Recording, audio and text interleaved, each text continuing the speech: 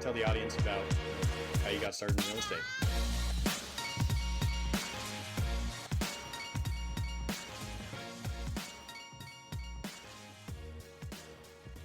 Welcome to the Masters in Real Estate podcast with your host, Tanner Webster. So you started this project in, I think it was either 2014, 2015, 2016 with acquiring the site. Give me the backstory on how this was acquired.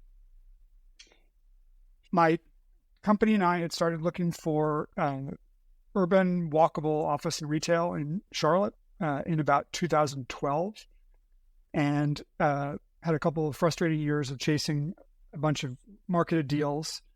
And then through connection, got introduced to the group that owned half of what's now Camp North End. And that was spring of 2014.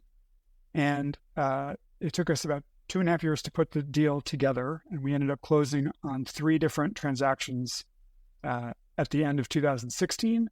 One was with that original group. The second was with Rite Aid that owned about half the site.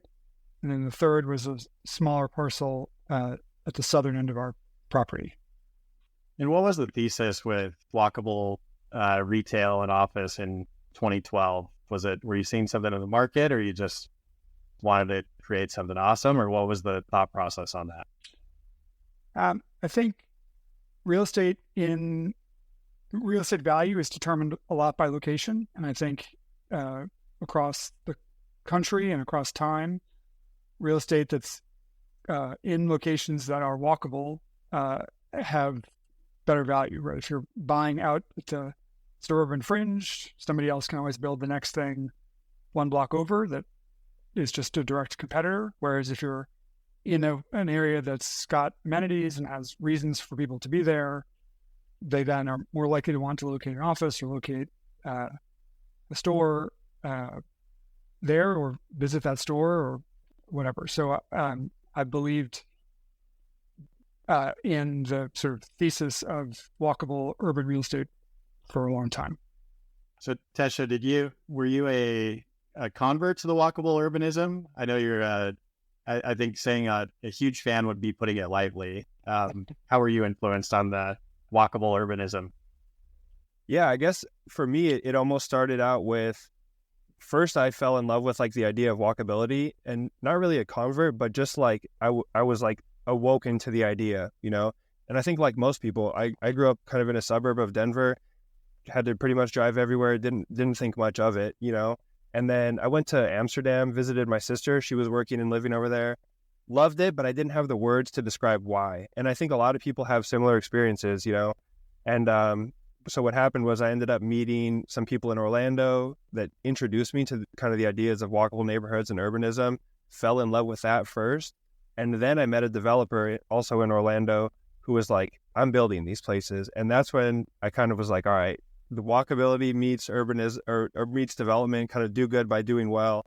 And now I'm here kind of actually putting that into practice. Like Damon said, trying to build those really walkable locations. I think Amsterdam's kind of a gateway drug for walkable urbanism. Like once you see it, it's tough to go back.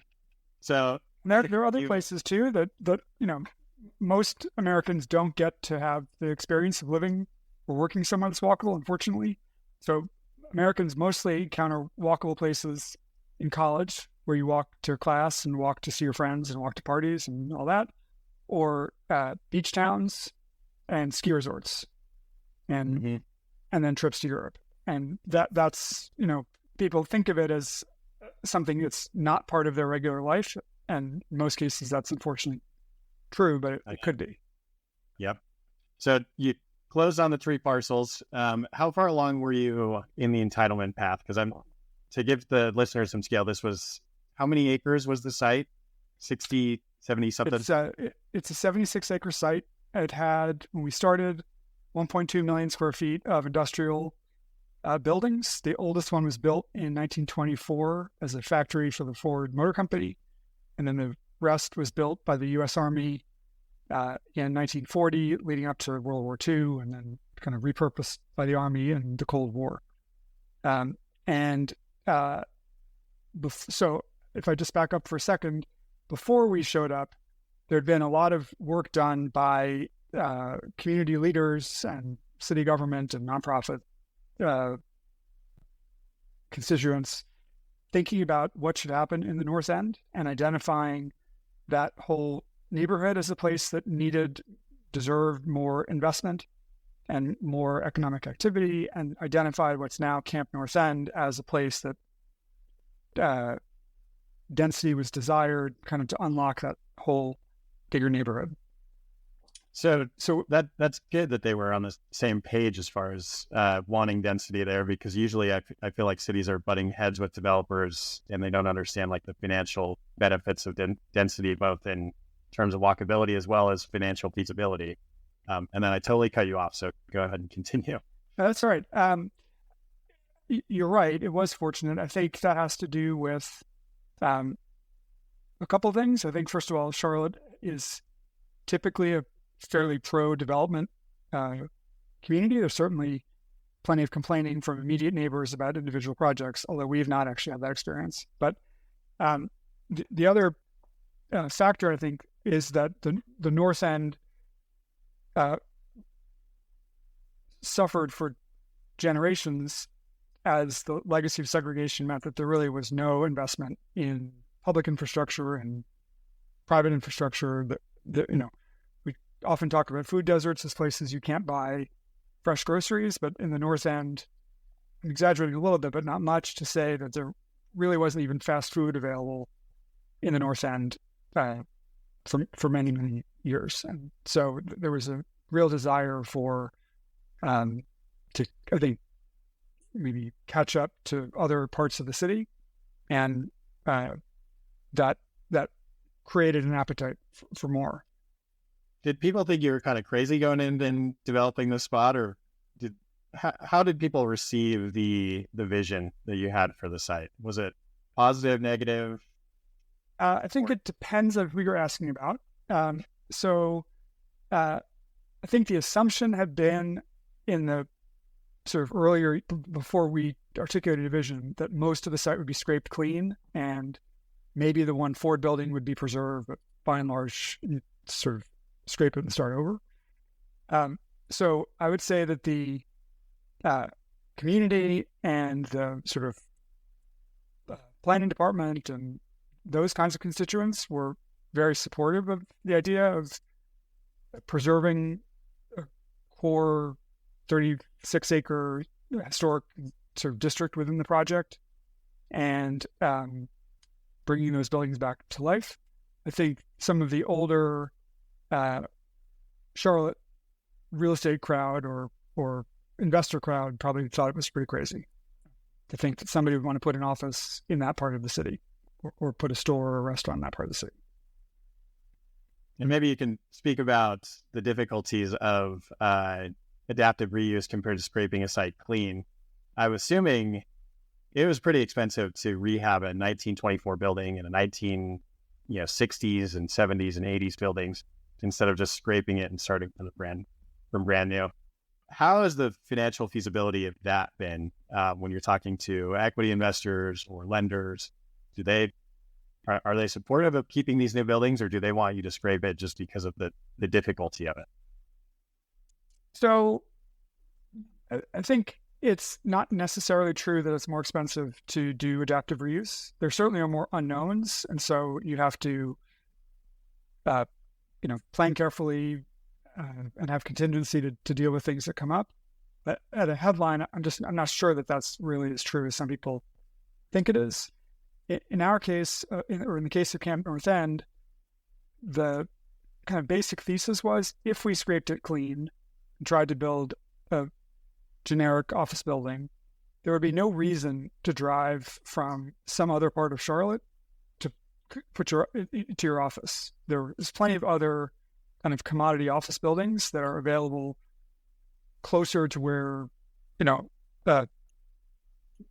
white collar workers typically live, in all different directions around the Charlotte metropolitan area. And so starting with adaptive reuse and starting with those existing buildings was the way to create a place that people want to do things.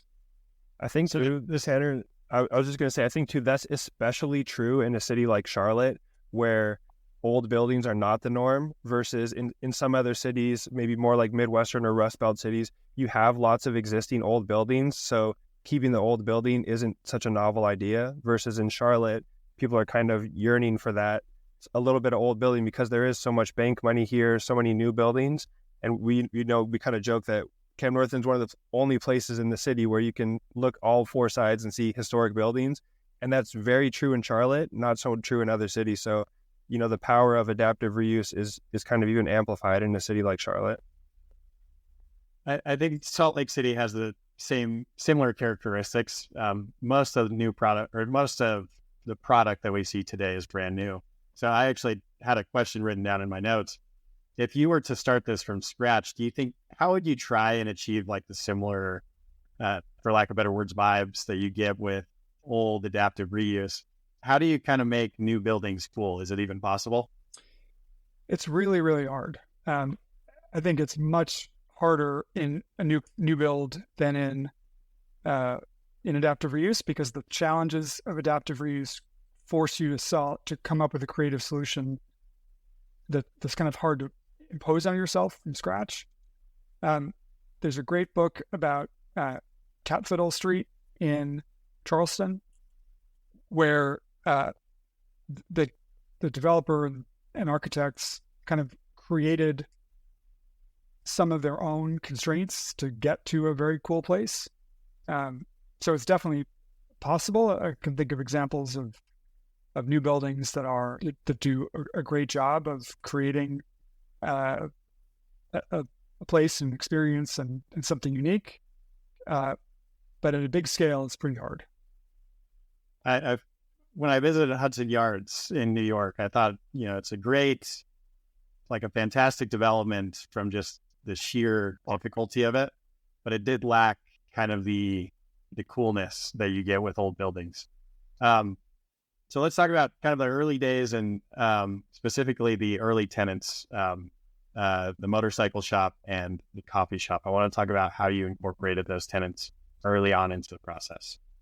Sure. So we had 13,000 people at Camp North End last Saturday, but in 2017, literally nobody in Charlotte had ever been on this property. It was surrounded by razor wire all the way around, and unless you had a Rite Aid ID or had some reason to go in these vacant or leased industrial buildings, you had no idea what was there, and there was, like I said, no foot traffic at all. So what to do about that?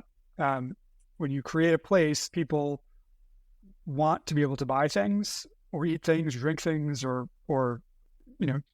see artwork and do something, right? People don't just come to look at buildings. And some of us do. Normal people don't. Tesho does. Yeah. And so we started by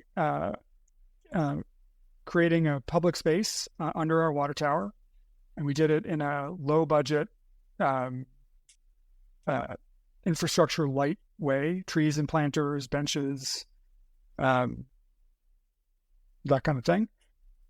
And we renovated in that first year a 17,000 square foot long, skinny garage building and converted that into a dozen leasable spaces.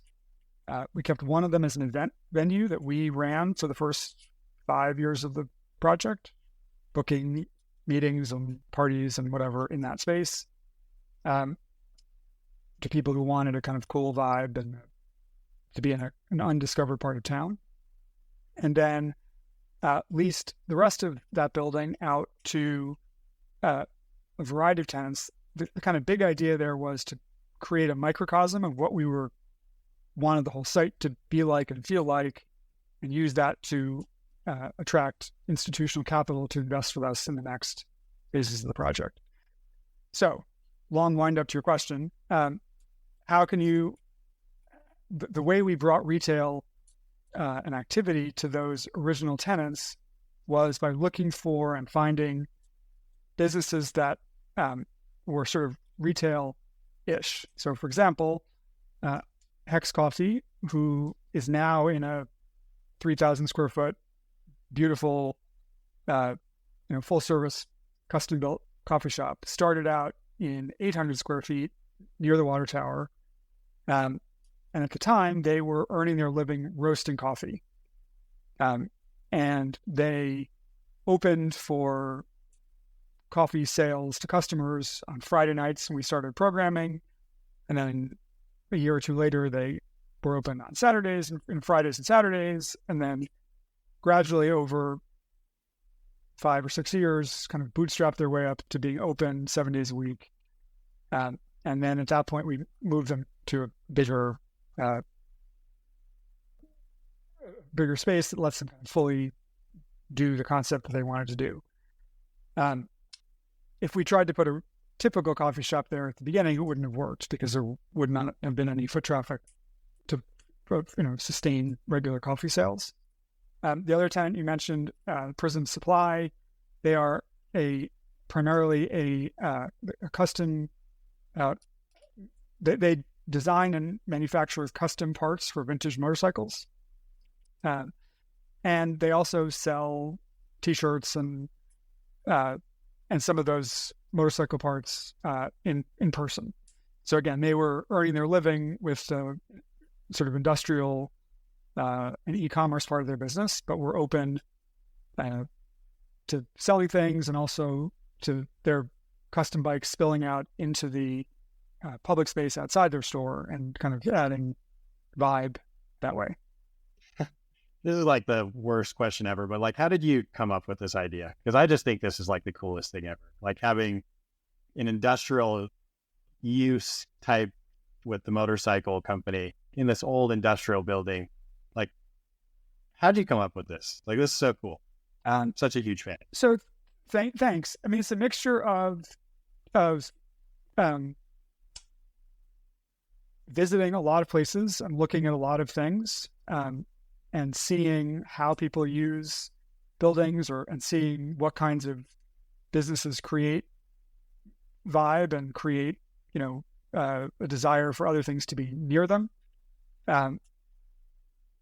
Sometimes those are in, projects that are designed by somebody, and very often they're just businesses that open wherever they find a space, and, whatever happens in that neighborhood kind of happens around them. And then second, or I guess within that is, I've looked at a lot of projects that are doing versions of what we did. And, a lot of really everything that I've done at Canton North End is borrowed and reinterpreted from somewhere else. Like music and fashion, sort of nothing's new, but we put it together in new ways. Well, I love it. I think it's the coolest thing in the world. So you get these, were these the first two tenants, or did you get office users in there as well? How did that kind of transform? Prism Supply was the first tenant. Hex was in the first group of tenants. That first group of tenants was really built through word of mouth and networking. The guy who was the general contractor of that first little building, who I got connected to by the sister of a friend. He introduced us to a group of, I think it was essentially 3 sets of people that came together to visit the site when it was still abandoned and vacant. And actually 3 tenancies came out of that. I hired early team members who brought folks in. Our community manager, Varian, was connected to the folks at Hex Coffee, and that's how they knew. Our first office tenant was somebody, was a marketing and consulting company that I happen to know. So it started, like I think many things do, just through networking and word of mouth, and I guess pretty, not conventional for lease signs up on the wall. And I think just going back to something Tesho said, what we were doing at Canton North End resonated with people in Charlotte even more than I would have expected. I think because, as you said, there's so little historic fabric and there's such a kind of self-imposed reputation that it's a sterile place and sterile city. People really were attracted both to come and show up and visit, but also to think about putting a business there.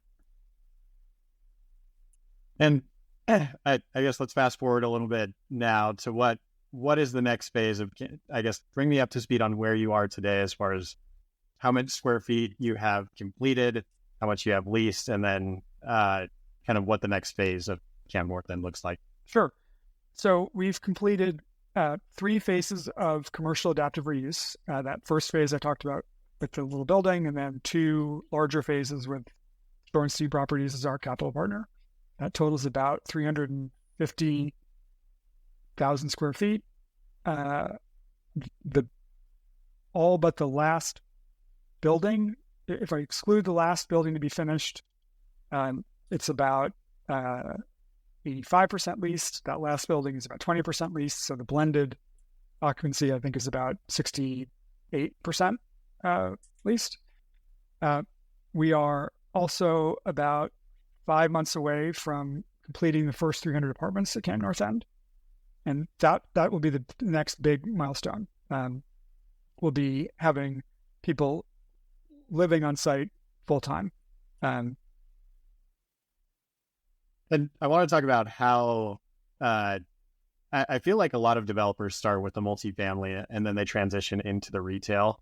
And for what it's worth, I think that's the wrong way to do it. I think the way that you guys are doing is correct. Eric Weatherholtz has talked about kind of maybe not as profitable on the retail and office, but those vibes are kind of transcending into the apartment rents and creating a better product. Was that kind of the vision, or was it just how that kind of flowed together? A little bit of both. So, like I said before, my strategy was to take advantage of the old buildings first to create a place that had vibes and was cool. And these buildings are way too big in their footprint to be able to be residential. So they had to be used for commercial purposes.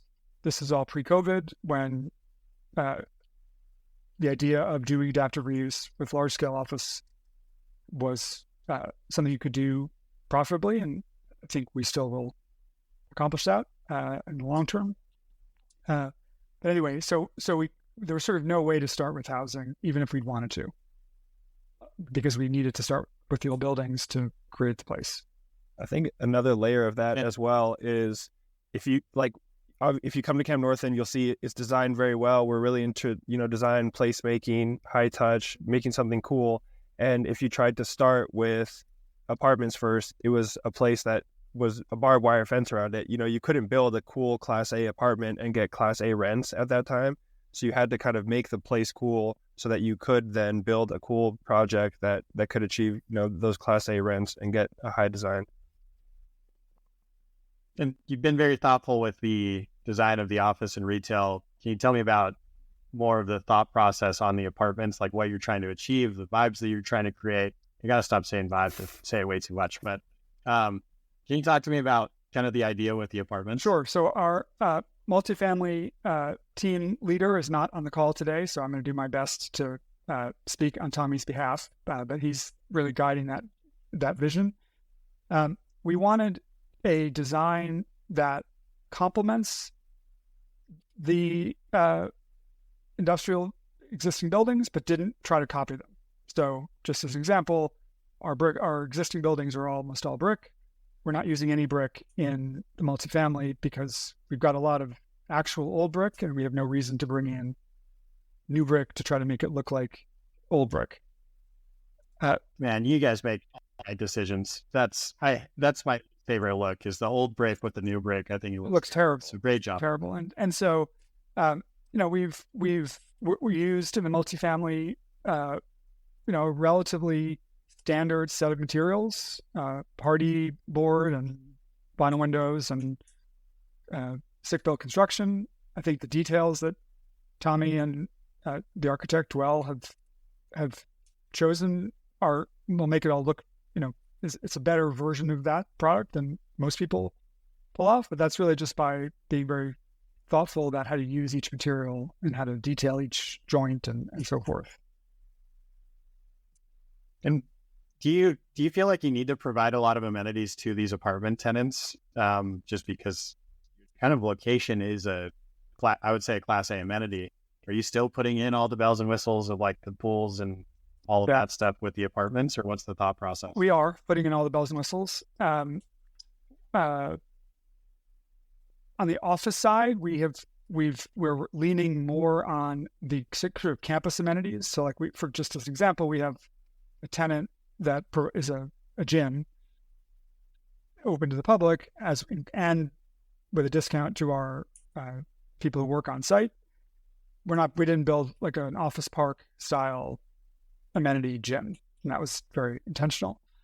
In the apartments, we are providing sort of all of the typical amenities that somebody expects in that market for a Class A building, and enhancing that with access to the rest of the site. So we think that will show up as a rent premium at the end of the day. And one thing that to go back to the retail tenants, in the intro call, you mentioned that they're all on, maybe not all of them, but a lot of them are on percentage-based leases. How did you get that to work? Because that's like, again, you're living my dream. And so I want to do this exact same thing eventually. But was that a challenge with financing? Because I'm assuming these aren't real credit tenants. You're not putting in Starbucks or Walgreens or anything like that. So how'd you get a bank to finance that for you? So you're totally right. These are non-credit tenants. Those independent tenants are, if I remember correctly, 7% of the leasable area of the bigger commercial buildings. And so the idea was kind of like think of a barbell, big office leases with big enterprise grade credit at one end, and then independent mom and pop retail with no credit at all on the other end. That's pretty similar actually to the way a grocery anchored shopping center gets underwritten. You get credit for the grocery store, and you get credit for almost none of the rent that the local tenants pay, even though even if that pizza place goes out, there's another pizza place that comes behind them. But you don't get credit for that fact. Lenders, and we didn't get much credit for it on our small shop retail either. But again, it was a very small piece of the total revenue we were working towards. And how is it working with Shorenstein's a very large allocator of capital, right? And how were they on this type of project? Because when I assume institutional capital, I assume kind of checking the box or filling the box. Is that the experience you had with them, or were they more like, you have the vision, go for it? They've been a great partner. I would say they were bought into the vision before we started that partnership, which was one of the advantages of having started with that first phase that we did by ourselves. We also capitalized ourselves the schematic design and design development of that first phase. So they were coming into a particular project that had this tenant mix already and had, a design concept and so forth. So they knew kind of what they were signing up for. Shorenstein is a developer first and an allocator second. So most of what they do, they're allocating capital into their own deals, and they do some partnership deals like Camp North End. But I think as a result, they're used to having to be more sort of problem solvers than a pension fund allocator would be. And this is so cool. I'm so jealous of you guys, but I'm also so happy for you. Can we talk a little bit about you mentioned earlier in the show about, I don't even remember how many thousand people are there. How do you get that many people to show up? Is it great marketing? Is it just that they want to come? How does, Tesho, maybe you can talk about how that comes together. Yeah, a big part of that is something that's probably unique to us as developers is, so like I'm here in the office in the middle of Camp North End with about 12 teammates, and we have a team of 4 people who are the community team. So they're in charge of, like Damon said, they were running the events since the beginning. They're still doing events. They're doing social media. They're doing kind of larger level media outreach. So a big reason why people come to Camp North End is, especially at the beginning, it's kind of changing now as people get to know the project, but a lot of it is through the events and through the power of that community team. So I think last year we had 1,000 events last year, in the range of 1,000 events. And that's everything from, like, we have the largest run club in Charlotte, Mad Miles, that meets every Tuesday. We have a farmer's market that runs on Thursdays. We do these large outdoor movies, live music under the water tower every Friday night. So we have a ton of events. And the community, it takes a team of people to run that. So our community team is really leading the charge. And that is definitely a lot of people's first exposure to Camp North End, is they come to a fun event, they have a great time. The 13,000 people here this weekend, we had Empanada Festival. So of course you can't miss an empanada. People were out there for that. And then, some people might even come to Camp North End 3 or 4 times and not know Office is here at all, because of kind of how we've designed the flow of retail through the project. So it's one of the only places where it's like, it's a destination, it's an office park, but it's really a destination for customers and retail people, in large part for our community team. And how did you just hand that off to one person and say, go for it? Or was it kind of just like a natural expansion of like the run club coming and then the farmer's market? Like, how did 1,000 events is like insane. I can't imagine just like one person. Oh, it's a team, like Tesho mentioned, team of 4. Yes. Varian, who leads that team, was one of the very first hires. I would say that I've been an active participant with her in articulating the strategy, but it is her thoughtful leadership about how to put that together that kind of got us to where we're going. And I'll give you one example of that back from the beginning. As Tesh and I have mentioned, we have done programming on Friday nights, starting in 2017 and through to today. When we started, that was a food truck, a band, and an artist every week. And we made a couple of choices, I think, that were smart and led to important things down the road. One was, we didn't publish the calendar in advance. We wanted to kind of not have people think, oh, I want to go to Camp North End on August 3rd to hear XYZ band. We wanted to create the idea that if you come, it will be great. It may not be your favorite band of all time, but you'll have a good experience and just show up. And the second thing she did beyond that was to pair a band and an artist and a food truck that each had different demographic customers. So, I don't know, fine art, painting, rap, and barbecue, or, whatever. Things that were where we were deliberately trying to bring different slices of the Charlotte community together at the same time. And maybe you'll love the music and not the food, or maybe you'll love the food and not the music, but either way, you'll have a good experience and you'll be fine. So that was kind of one of the thoughts from the very beginning. And then we've been doing this now for a long time, and so it's built up over time. The Run Club came to us from one of our tenants. We created the farmers market. I think this is the 3rd year, which that also was something that our neighbors in the North End have been wanting for a long time, to address the kind of food desert aspects of the larger neighborhood.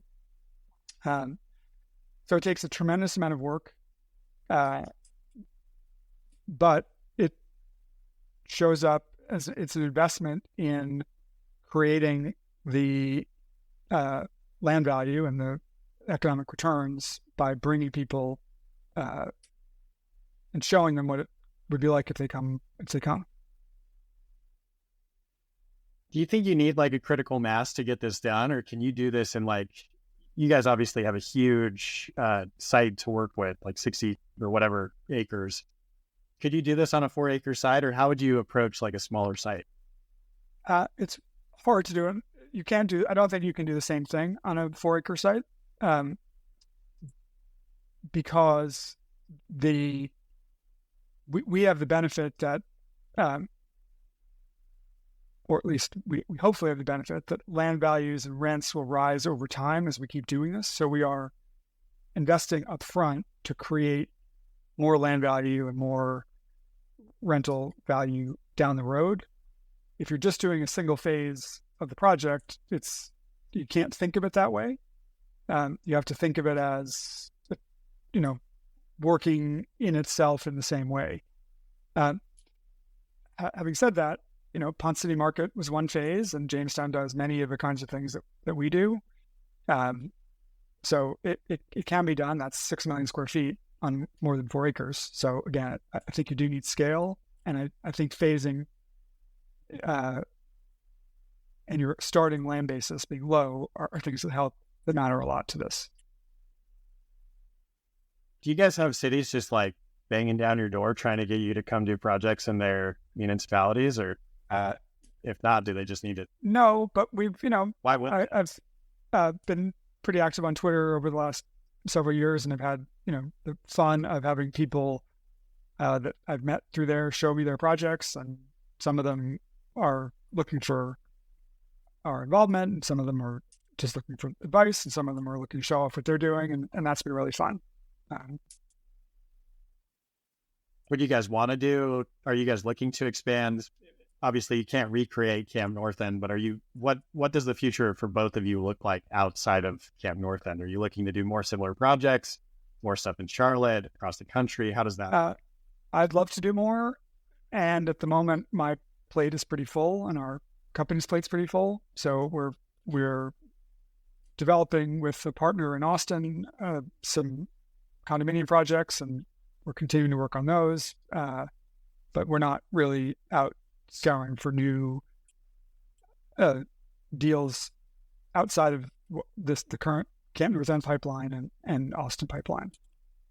Yeah, I think that's one that we're going to capitalize the next phase of Camp North End now. So, Camp North End is one project, but it's also ultimately a dozen individual projects or more. And so we're kind of always working on getting ready for the next one.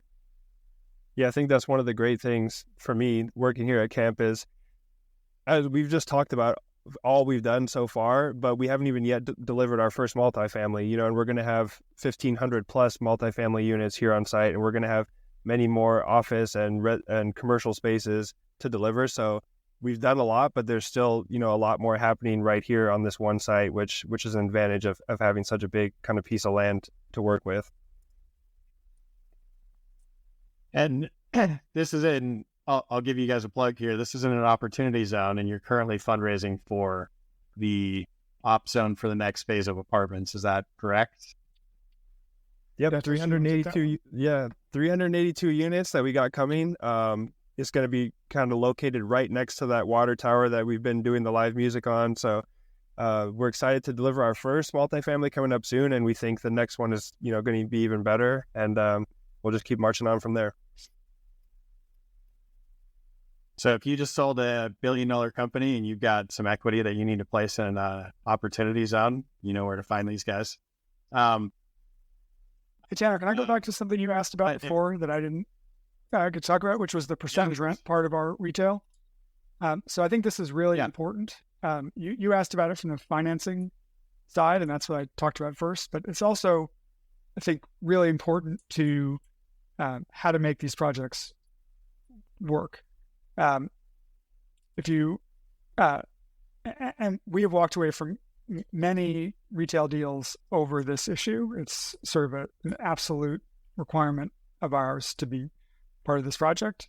And the reason is if you're renting a corner location in a big giant mall, the landlord knows what the sales are going to be for your use, and you know what your sales are going to be because you've opened hundreds of other stores of the same kind in similar locations. And so everybody kind of knows what the right rent is. And often there's still percentage rent to deal with inflation and outperformance. And, they put the Apple store next to you and your sales double. And so it's always important in retail, but in this kind of retail or this kind of a place where nobody really knows what the sales will be and where the sales will change over time. In my opinion, percentage rent is sort of the only way to make the deal work. We don't have to fight about the starting rent. I can, because I'm willing to share the risk with you that your sales do well. There is a base rent, but it's typically, we've rarely lost a deal, or maybe we've never lost a deal over the base rent. And then as your sales outperform that conservative projection, because we're delivering people to you, because you're bringing people yourself, because the site's maturing, we're getting to share that upside with you through percentage rent. And that makes us motivated to drive sales to your store. It motivates you to be kind of a participant in the greater good of the community, because everybody's ship is rising together in the tide. And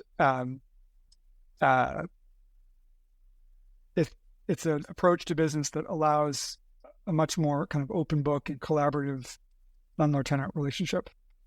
That is really important to me. How does that, how does it work when you're interviewing prospective tenants? Like, are you underwriting them? Like, if a mom and pop store said, this is our first location, we've had a food truck and we want to expand, is that something you'd look at, or how do you underwrite these tenants? Yes, we definitely look at that. We, if you were a food truck operator and you submitted an inquiry on our website, we would first look at your menu.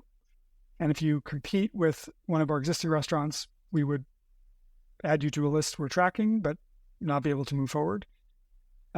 If you're selling, food that's not competing and that we think is kind of complementary to other things that are on site, probably it's a pretty narrow menu because you're going to be 1,000 square feet, and we want to protect you just like we protect somebody else. So if you're selling, the Cheesecake Factory menu, everybody would compete with you. But if you're selling ramen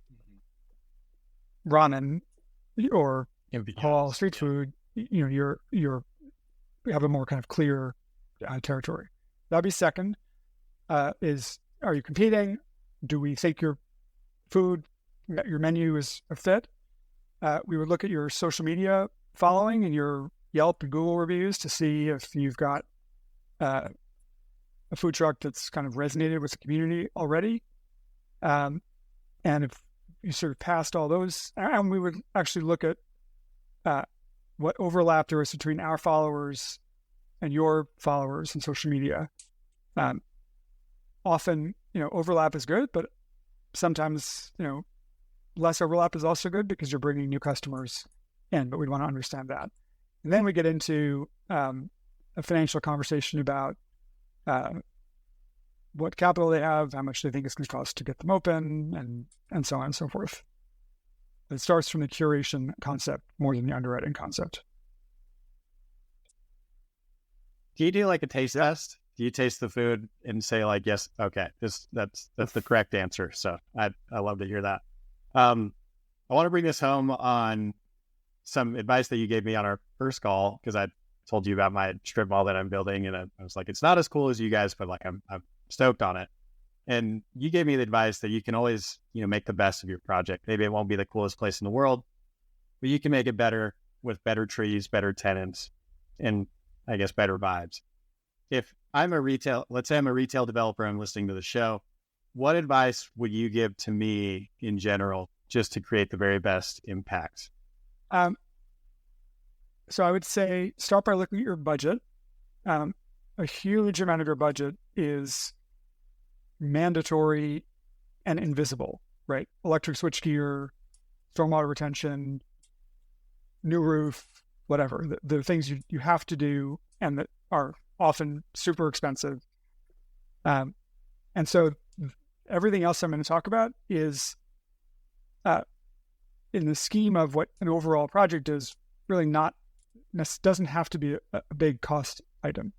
but it's the things that people touch and see and experience that actually make a big difference, right? And so, just as one example, for hundreds of years, ground floor material of a building is often different than what's upstairs because people walk by and see it up close and touch it and feel it. And so, in a Italian palazzo, right, it's a rusticated stone base that people can see and touch and experience. Or in a new apartment building, if you're putting bricks somewhere, it's probably on the ground floor for that reason.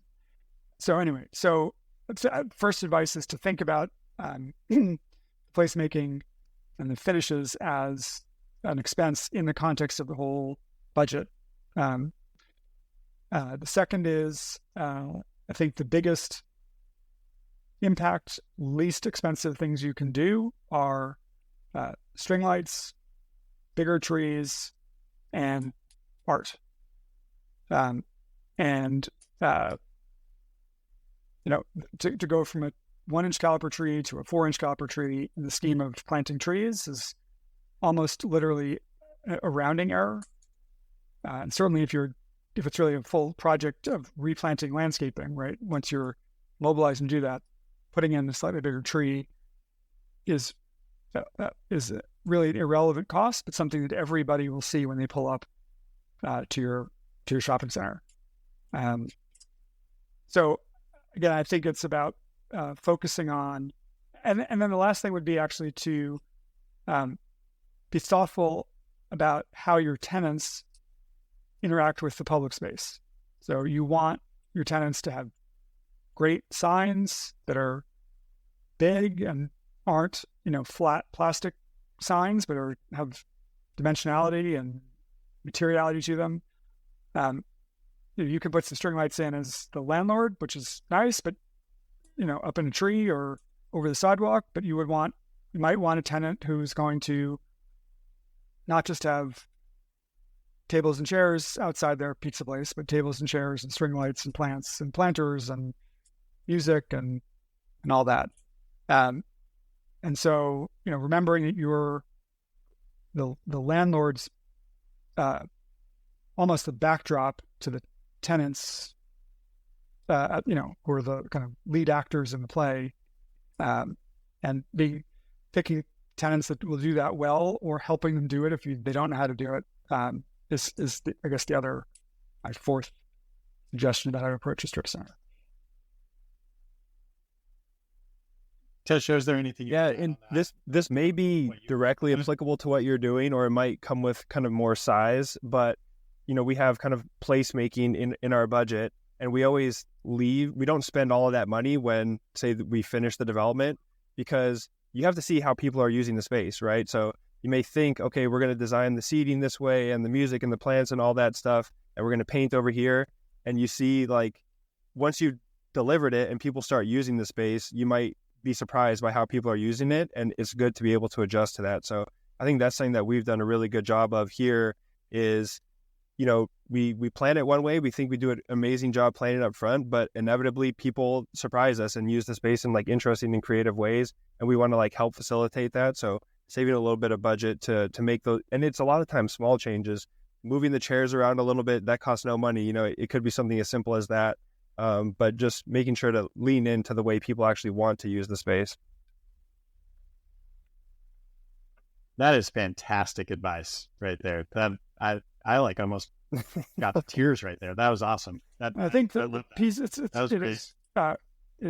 super important. And I think the other piece to remember about that is that the work of an architect typically doesn't get you all the way to the end, right? So, but just an example, if you build a house, the architect designs the house, they've done a level of completeness, then the interior designer does another level of work on top of it. But if you're going to take pictures, to sell it or for, to try to publish it, you're going to hire a person who's going to stage it with flowers and vase and books on the table and all that. And architects and landscape architects don't do that last layer, which is what I call placemaking, themselves. And